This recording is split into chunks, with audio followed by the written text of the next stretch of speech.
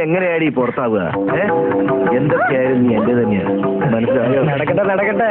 എന്താടാ ഓടാ തണ്ടി.